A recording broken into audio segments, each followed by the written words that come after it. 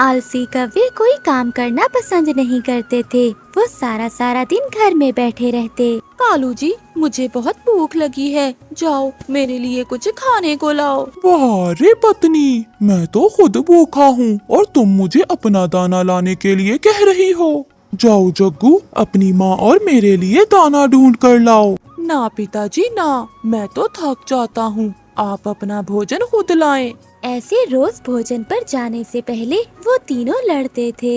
एक दिन गोरी कौवी और कालू कौवा नदी पर बैठे हुए थे कि गोरी कौवी अपने पति से कहती है, कालू जी, हमारा बेटा जग्गू अब जवान हो गया है, क्यों ना हम अपने बेटे की शादी कर दें। ऐसे हमें भोजन भी मुफ्त में बैठे बिठाए मिलेगा। वो कैसे गोरी? हमारी होने वाली बहू हमारे लिए भी भोजन ढूंढ कर लाएगी और मेरे बेटे के लिए भी। गोरी, बात तो तुम्हारी ठीक है, अगर वो भोजन लेने ना गई तो फिर? जाएगी कैसे ना, मैं मार मार कर भेजा करूँगी उसे। ये बात कालू कौवे को बहुत पसंद आती है और वो दोनों मिलकर जग्गू की शादी कर देते हैं। पहले ही दिन जग्गू की बीवी जब घर आती है तो गोरी कौवी बहू रानी से कहती है, बहू, हमारे घर की परंपरा है कि घर का भोजन बहू ही लाती है। जाओ अब मेरे लिए भोजन ढूंढ कर लाओ। पति जी, आप भी मेरे साथ चलें, हम दोनों मिलकर सासू माँ के लिए भोजन लाते हैं।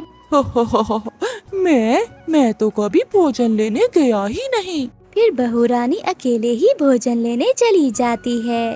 बहुत मुश्किल से थोड़े से दाने मिलते हैं, वो वही लेकर घर आ जाती है। बहू जी, ससुर जी भी तो भूखे हैं, मेरे लिए नहीं लाई भोजन? नहीं ससुर जी, बहुत मेहनत के बाद मुझे यही दाने मिले थे जो मैं ले आई। जाओ, अब दोबारा जाओ और मेरे लिए भी कुछ खाने को लाओ।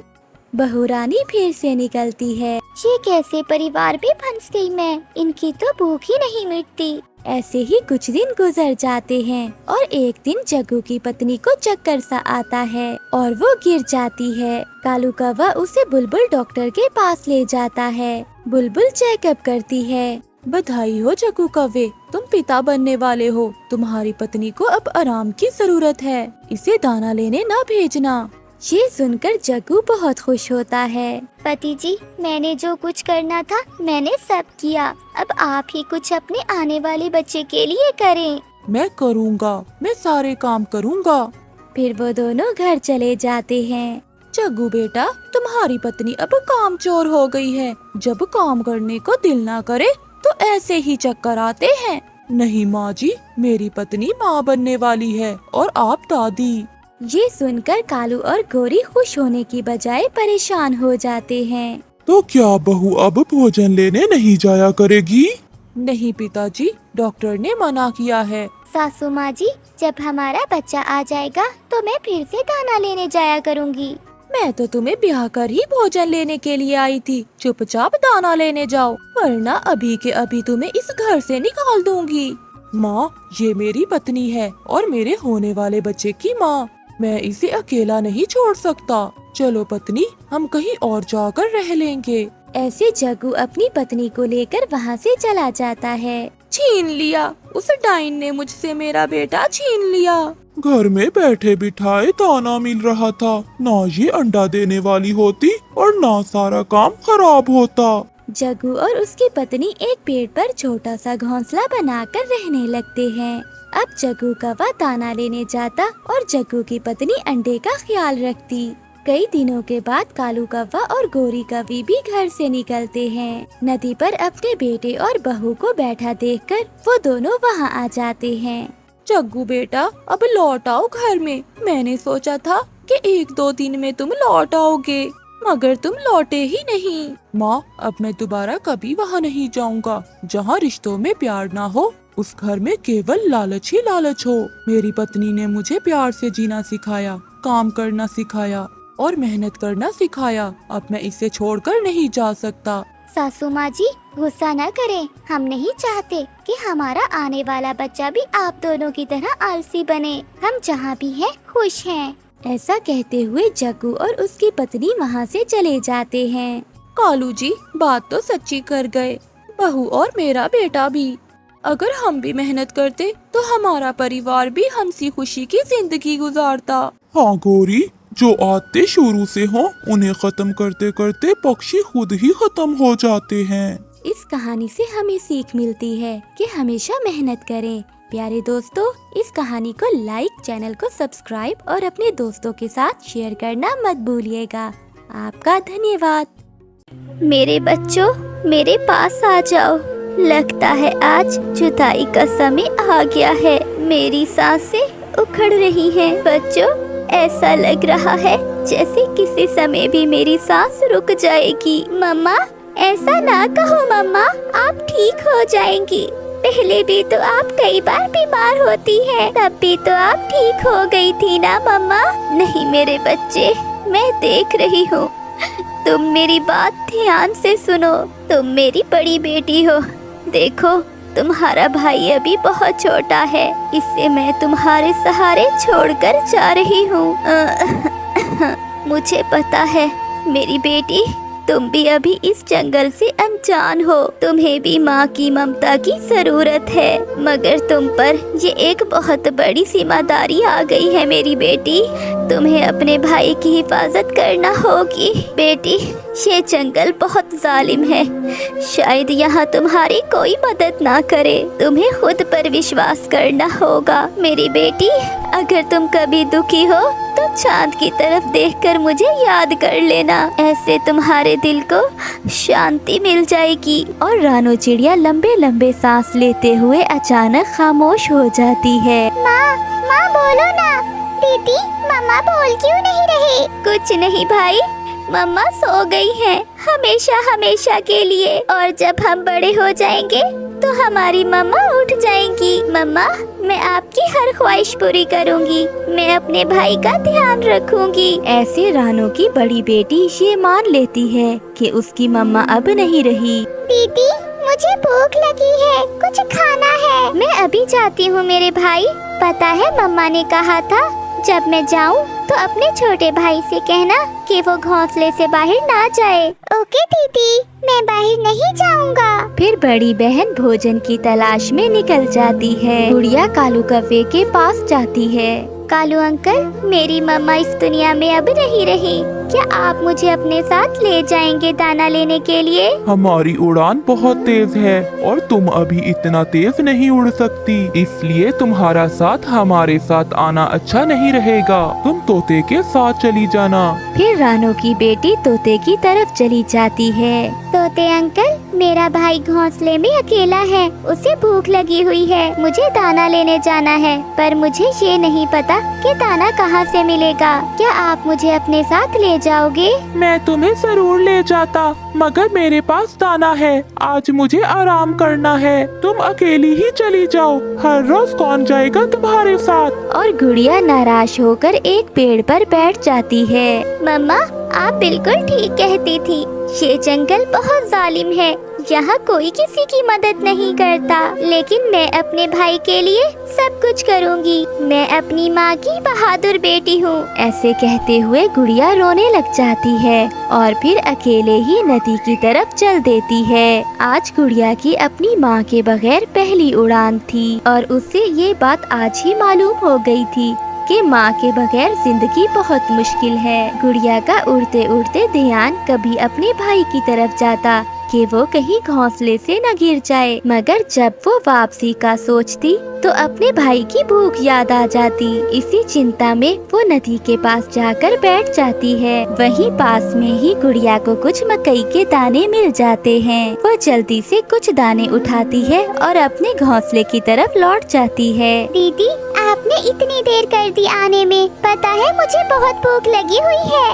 ये देखो, मैं अपने भाई के लिए मकई के दाने लाई हूँ। आपको पसंद है ना मकई के दाने? हाँ दीदी, मुझे बहुत पसंद है। आज गुड़िया पहली बार अपनी माँ के बगैर अपने भाई के लिए दाने ढूंढ लाती है। सो जाओ मेरे भाई, मैं अपने भाई को कभी भी कोई दुख महसूस नहीं होने दूंगी। मैं हमेशा अपने भाई के सारे दुख अपने ऊपर ले लूंगी। ऐसे ही वो दोनों सो जाते हैं। ऐसे ही दिन और रात गुजरते गए और गुड्डू बड़ा हो गया। गुड़िया ने गुड्डू को बहुत प्यार से पाला था। गुड्डू भैया, आज फिर आप कौवों के पास गए थे ना?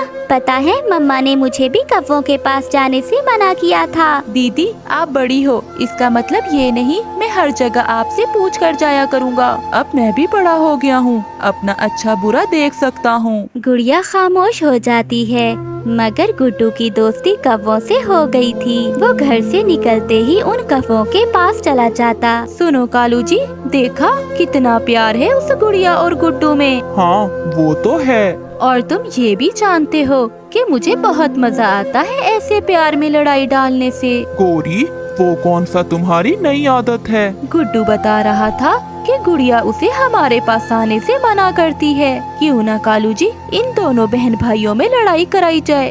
फिर गुड्डू भी वहाँ आ जाता है। खाओ खाओ गुड्डू, ये तुम्हारा अपना ही घर है। आखिर कब तक तुम गुड़िया के सहारे जिंदगी गुजारोगे? तुम अब बड़े हो गए हो, खुद से जीना सीखो। क्या मतलब? मैं समझा नहीं। अब तुम गुड़िया से कहो कि जो दाना तुम लाओगी वो हम इकट्ठे नहीं खाएंगे, बल्कि अपना अपना दाना बांट कर खाएंगे। तुम भी अब बड़े हो गए हो, मगर वो गुड़िया हमेशा तुम्हें बड़े होने का रौब डालती रहती है। बात तो आपकी ठीक है आंटी, अब मैं भी बड़ा हूँ। कालू की पत्नी ऐसे गुड्डू को भड़काती है। गुड्डू बेटा, ये दाना यहाँ से ले जाओ और जाओ बताओ अपनी बहना को कि तुम भी अब बड़े हो गए हो। फिर गुड्डू उनकी बातों में आ जाता है। दीदी, अब हम बड़े हो गए हैं, मैं सोच रहा हूँ हम अपना दाना अब बांट कर खाएंगे। भैया, ये आप क्या कह रहे हो?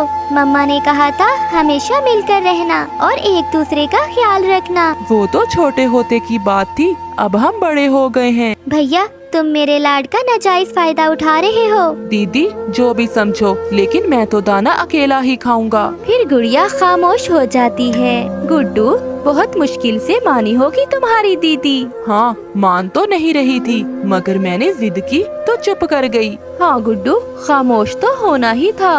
उसे तो पता है कल को ये घोंसला उसी का होना है। भला तुम कहाँ जाओगे जब गुड़िया तुम्हें अपने घोंसले से निकाल फेंकेगी? मगर गुड़िया ऐसा क्यों करेगी? वो ऐसा ही करेगी, लेकिन तुम डट जाओ। इससे पहले कि वो तुम्हें निकाले, आज ही तुम उसे जाकर निकाल दो। गौरी आंटी, आपका बहुत धन्यवाद, आपने तो मेरी आंखें खोल दी। वो पूरी तरह से गौरी कवि की बातों में आ गया था और फिर वो वहाँ से चला जाता है। गौरी, भला तुम्हें मिलता क्या है ऐसी शरारतें करके? कालू, मैं अकेली नहीं हूँ, और भी बहुत से पक्षी हैं जो ऐसा करते हैं। मिलना तो कुछ नहीं, मगर मजा आता है ऐसे किसी का घर बर्बाद करके। गौरी, तुम्हारी माँ भी ऐसा ही किया करती थी।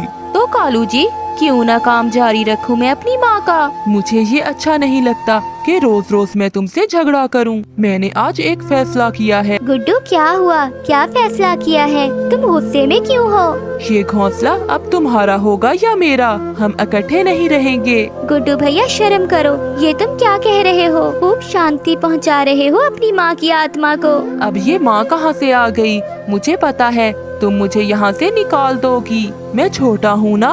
अच्छा, तो मैं खुद ही चला जाता हूँ, लेकिन अब मेरा तुम्हारे साथ गुजारा नहीं। भैया, क्या ये तुम्हारा आखिरी फैसला है? हाँ, और मेरे दोस्तों का भी यही ख्याल है। तो ठीक है भैया, तुम ये घोंसला ले लो, मैं कहीं और चली जाऊंगी। फिर गुड़िया वहाँ से चली जाती है। आज गुड़िया पूरी तरह से टूट चुकी थी और वो एक पेड़ पर बैठकर चांद की तरफ देखे जा रही थी।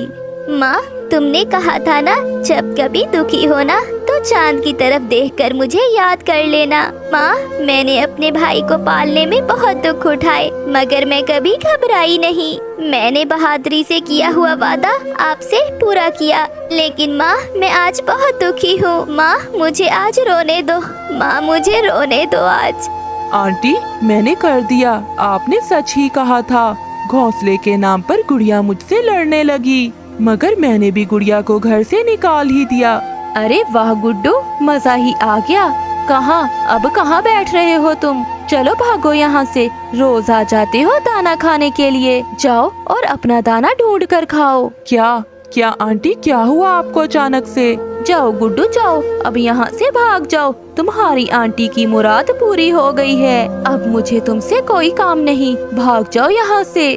और गुड्डू वहाँ से चला जाता है। जल्द ही उसे एहसास होता है जो कौवों के कहने पर उसने अपनी बहन के साथ किया। वो जल्दी से अपनी बहन को ढूंढने के लिए भागता है, मगर गुड़िया शायद अब बहुत दूर निकल गई थी। इस कहानी से हमें सीख मिलती है कि अपने हमेशा अपने होते हैं। गैरों की बातों में आकर अपनों से ऐसी बातें नहीं करनी चाहिए जिसका पछतावा सारी जिंदगी रहे, क्योंकि मुंह से निकली हुई बातें और गुजरा हुआ समय कभी वापस नहीं लौटता। प्यारे दोस्तों, इस कहानी को लाइक, चैनल को सब्सक्राइब और अपने दोस्तों के साथ शेयर करना मत भूलिएगा। आपका धन्यवाद।